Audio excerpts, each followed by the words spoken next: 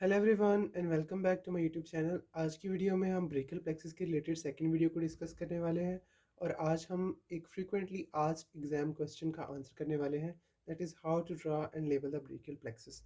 तो सबसे पहले अगर आपने मेरी लास्ट वीडियो नहीं देखी तो आप उसको लाजमी देख लें, बेसिक स्ट्रक्चर समझ लें ब्रेकियल प्लेक्सिस का, तो इसको ड्रा एंड लेबल करना बहुत आसान है। सबसे पहले हम इसकी रूट्स की तरफ आ जाएंगे कि रूट्स के लिए मैं आपको सजेस्ट करूँगा कि आप एक वी शेप को ड्रा करें। वी शेप को ड्रा करने के बाद एक सीधी लाइन उसके साथ अटैच करवा दें। ठीक है, ये हो गया हमारा एक स्ट्रक्चर। इसके बाद आपने एक और सीधी लाइन उसके ही नीचे लगा देनी है, तो ये आ गया दूसरा स्ट्रक्चर। अब एक और वी शेप को ड्रा करना है और वहाँ से एक सीधी लाइन सामने की तरफ ले जानी है। लेबल हम इसको एंड पर करेंगे, सबसे पहले मैं आपको इसका स्ट्रक्चर समझाता रहूँ। तो अब हम इसकी जो है वो कुछ डिविजन्स को ड्रा कर लेते हैं। ठीक है, तो यहाँ पर हमने एक वी शेप स्ट्रक्चर को ड्रा कर दिया। अब जो ऊपर वाला हिस्सा है वहाँ पर हमने इस स्ट्रक्चर को काटना है, यानी यहाँ पर हमने एक एक्स शेप स्ट्रक्चर बना दिया। उसके बाद क्या करना है कि ये जो हमारा टर्मिनल एंड है इसको हमने यहाँ पर एक वी शेप स्ट्रक्चर ड्रा करना है और उसके बाद इसको ऐसे सामने की तरफ कंटिन्यू करवा देना। जब ये करवा दिया तो उसके बाद एक ऑपोजिट वी स्ट्रक्चर ड्रा करेंगे यहाँ से। ओके, तो ये अभी हमारे पास आ गया है just a basic structure of the brachial plexus. अभी हम इसको ड्रा एंड लेबल करेंगे, लेकिन उससे पहले एक जो लास्ट चीज़ रह गई है वो ये थी कि हमने यहाँ पर इन सब स्ट्रैंड्स को आपस में मिलाने के लिए एक लाइन लगा देनी है। तो ये बिल्कुल एक बेसिक स्ट्रक्चर है। अभी आपने जो पहले पढ़ा था उसके मुताबिक हम सबसे पहले से शुरू करेंगे, तो we will start from the roots. तो रूट्स जो है वो मैं पहले ही बता चुका हूँ ब्रेकियल प्लेक्सिस की कौन कौन सी हैं। C5, C6, C7, C8 and last one was the T1। तो ये हमारे पास थी basic roots of the brachial plexus. तो उस रूट्स के बाद हम लोग बात करते थे ट्रंक्स की। तो अभी मैं आपको ट्रंक्स लेबल करके बता देता हूँ कि कौन कौन से हमने ड्रा कर लिए यहाँ पे ट्रंक्स। तो सुपीरियर, मिडल और इन्फीरियर ट्रंक हम लोगों ने ड्रा करने हैं। Superior, middle and last one is the inferior. तो ये हो गए हमारे ट्रंक्स।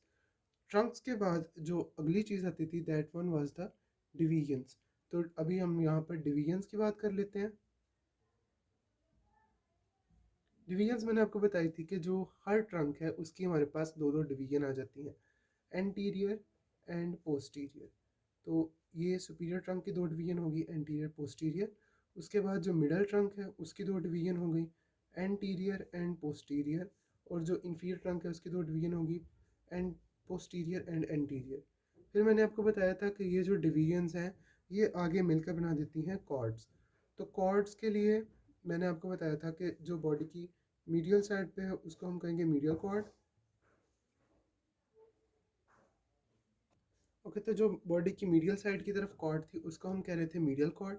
मीडियल कॉर्ड के ऊपर एक और कॉर्ड है जिसको हम कहते हैं लेटरल कॉर्ड, और इन दोनों कॉर्ड्स के पीछे एक और कॉर्ड होगी जिसको हम कहेंगे पोस्टीरियर कॉर्ड। तो पोस्टीरियर कॉर्ड, मिडल कॉर्ड और इंफीरियर कॉर्ड के बाद हमारे पास एंड पर बच जाता था ब्रांचेस।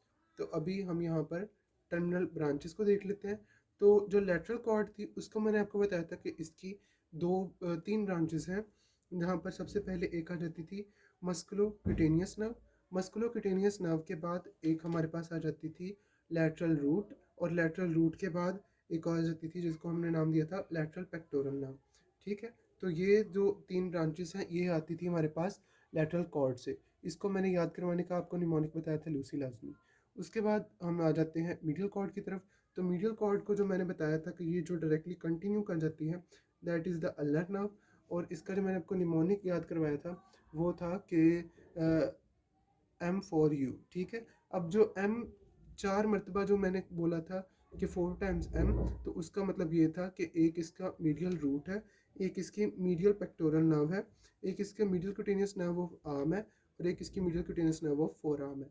और उसके बाद जो मैंने आपको लास्ट पर ये बताया था कि जो मीडियल और लेटरल रूट है ये मिलकर बना देते हैं जिस नर्व को हम नाम देते हैं मीडियन नर्व।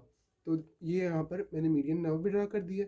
मीडियन नर्व के बाद जो पोस्टीरियर कॉर्ड थी वो किस किस ब्रांचेस में कंटिन्यू कर रही थी, वो कर रही थी एक्सिलरी नर्व में, और एक और नर्व थी जिसको हमने नाम दिया था रेडियल नर्व।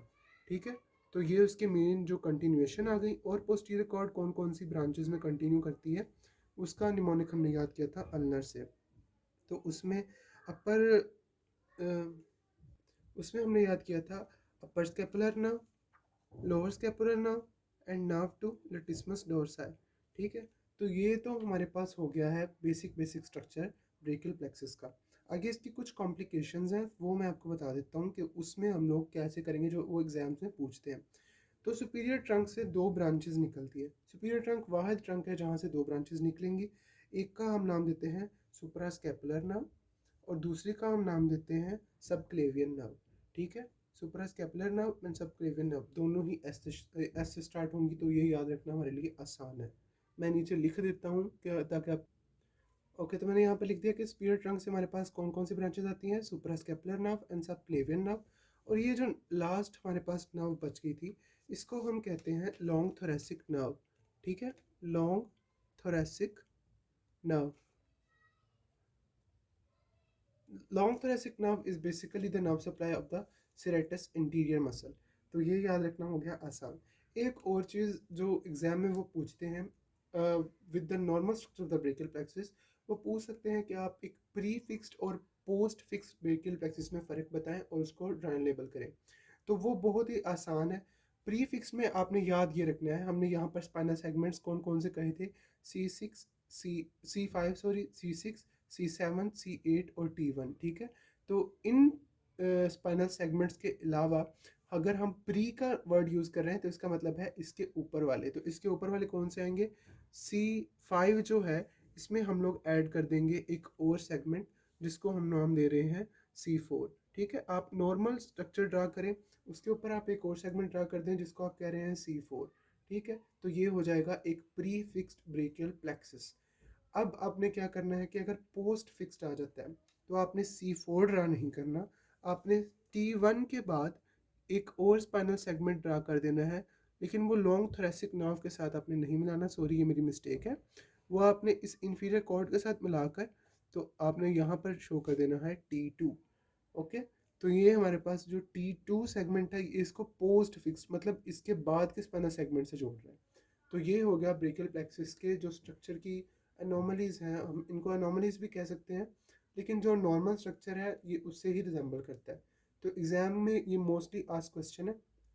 और that was all for brachial plexus. Thank you so much and अल्लाह हाफिज़ टिल द नेक्स्ट वीडियो।